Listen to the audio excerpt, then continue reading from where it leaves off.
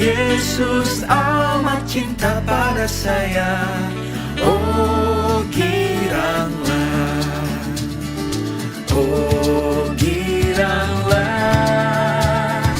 oh giranglah.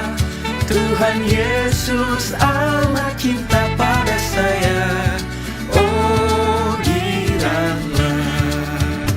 Memasuki gerbangnya dengan hati bersyukur, halamannya dengan pujian.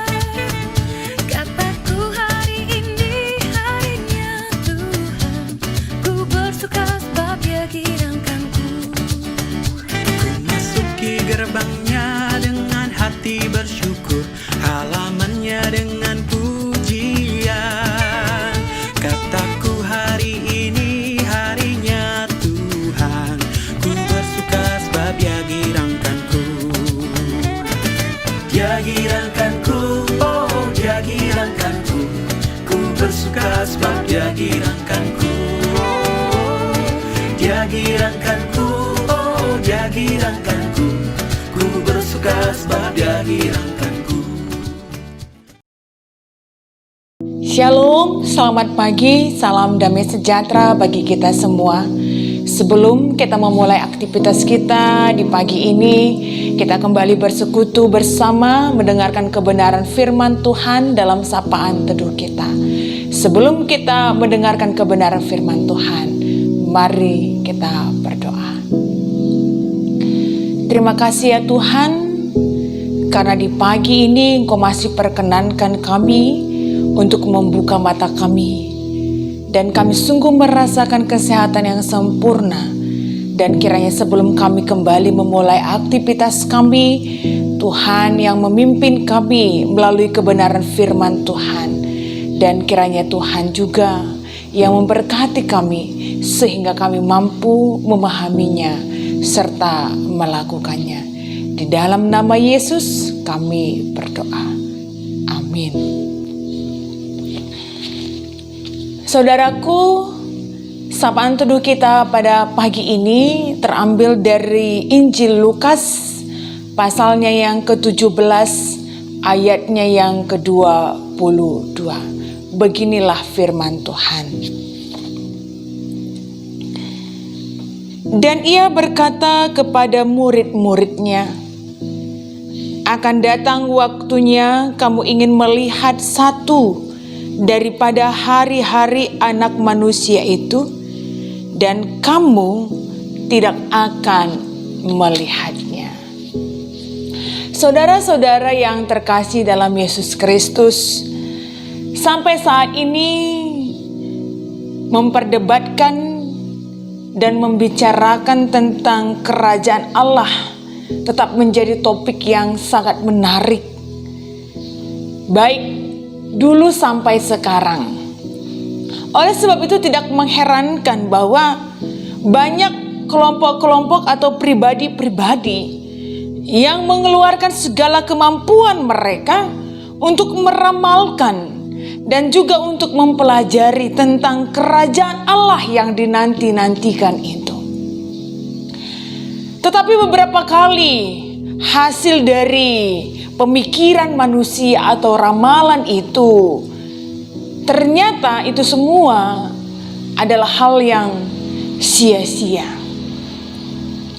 Lukas 17 ayat ke-20 jelas sekali Yesus mengatakan kepada orang-orang Farisi yang datang pada waktu itu tentang kerajaan Allah yang akan datang tidak akan ditandai dengan tanda-tanda lahiriah. Dan Yesus juga mengatakan bahwa tidak usah mencari ke sana atau ke sini, tidak usah mencari tanda-tanda lahiriah seperti layaknya kerajaan-kerajaan baru yang akan dibangun dengan letak yang jelas, batas yang jelas, bentuk yang jelas. Tetapi kerajaan Allah tidak akan datang dengan tanda-tanda lahiriah itu, dan kerajaan Allah itu ada di antara kamu. Tentunya ini menjadi sebuah kabar sukacita bagi kita, bahwa kerajaan Allah yang sangat kita nanti-nantikan itu, yang sering sekali menjadi perdebatan dan juga pembicaraan, ternyata ada di antara kita. Itu yang dikatakan Yesus dalam Lukas 17 ayatnya yang ke-21. Jadi saudara-saudara yang terkasih dalam Yesus Kristus, kerajaan Allah yang kita nantikan itu tidak bisa dilihat oleh mata jasmani kita. Karena kerajaan Allah itu berkaitan dengan hal-hal yang rohani, tidak berkaitan dengan hal-hal yang lahiriah. Dan kerajaan Allah itu bisa dirasakan walaupun tidak bisa dilihat. Itu juga yang dikatakan dalam Roma pasalnya yang ke-14 ayatnya yang ke-17. Bahwa kerajaan Allah bukan berbicara tentang hal-hal yang lahiriah. Tetapi kerajaan Allah adalah di mana orang-orang hidup dalam kebenaran, damai dan sukacita oleh Roh Kudus. Jadi ini menjadi sebuah perenungan bagi kita, bahwa kerajaan Allah ada di antara kita, di mana ada orang-orang yang hidup dalam kebenaran, hidup dalam kedamaian, hidup dalam kesukacitaan di dalam Roh Kudus. Tetapi kita harus mengingat bahwa untuk mengalami hidup dan hidup dalam kerajaan Allah bukan perkara yang mudah. Karena untuk memperjuangkan hidup dalam kebenaran, damai dan sukacita di tengah-tengah keberadaan kita yang berbeda-beda setiap hari bukan perkara yang mudah, tapi membutuhkan sebuah perjuangan iman yang harus terus-menerus kita lakukan. Sama seperti apa yang dilakukan oleh Daniel, hidup tetap setia kepada Tuhan walaupun dalam keadaan yang sulit, keterancaman pada waktu itu. Sama seperti apa yang dihadapi oleh Hana, hidup dalam pengharapan di tengah-tengah di hadapan kemustahilan. Sama seperti apa yang dilakukan oleh Ruth dan Naomi, hidup saling mengasihi walaupun dalam keadaan yang sulit. Sama seperti apa yang dialami oleh Yusuf yang setia dan berjuang hidup dalam rancangan Tuhan. Dan saudaraku, itu semua bukan perkara yang mudah untuk kita lalui. Oleh sebab itu, untuk mengalami hidup dalam kerajaan Allah yang penuh dengan damai dan sukacita, mau tidak mau kita juga harus berjuang secara iman di dalam kehidupan kita setiap hari. Dan perjuangan itu harus kita lakukan, karena setiap hari juga iblis dan juga dosa-dosa sering sekali berusaha untuk merusak kehidupan kita, tidak mengalami hidup di dalam kerajaan Allah. Kerajaan Allah ada di mana saja, dan kerajaan Allah ada di antara kita. Tapi hanya orang-orang yang mau berjuang dengan iman, menjaga hidup setia kepada Tuhan, dan juga orang-orang hidup dalam pengharapan, serta setia dalam rancangan Tuhan sajalah yang akan mengalami hidup dalam damai dan sukacita.